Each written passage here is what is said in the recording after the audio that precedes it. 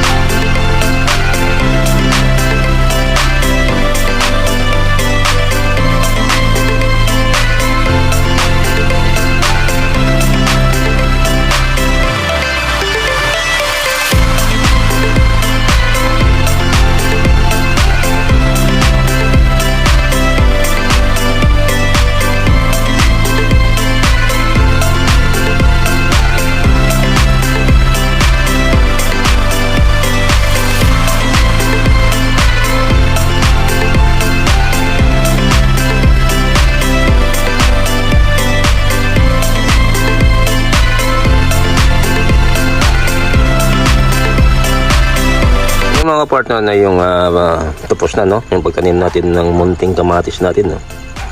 Nag-sponsor naman to, no, galing sa aking kapatid. Hunol na ulit to, at transfer natin to sa pinanggalingan ng sangkis, no. Dalawa na nakuha natin doon, pero may nalis bata yun ng mga itong pot, no. Kaya yun ang finish niya, no. At ingredients na ito kompleto pa rin, no, yung ang tuyot ng nabulok na dayami ng palay, saka yung kauman yan, yun. Kaya abangan lang natin to, no, yung paglago niya, yung paglaki niya, no. At ang iba pala mga partner, no, doon sa garden, at puntahan natin doon mamaya at ipakita ko sa inyo doon kung paano binakuran siya. Direct plant siya sa lupa, no?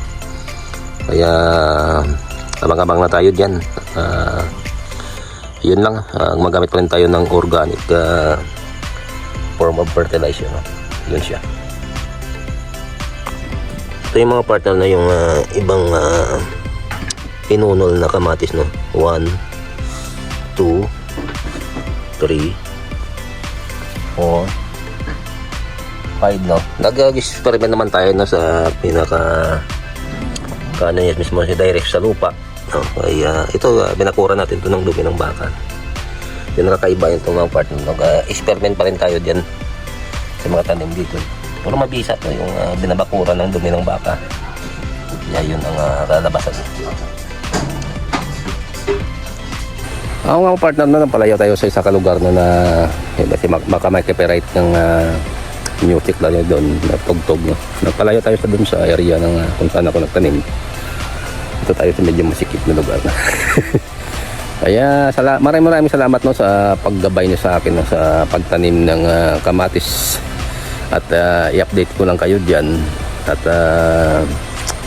ako nga pala, no, sa lahat ng aking kapwa mga YouTuber, no, at huwag kayong mag-alala, mag-respect ko sa inyo lahat ng mga solid supporter ko diyan.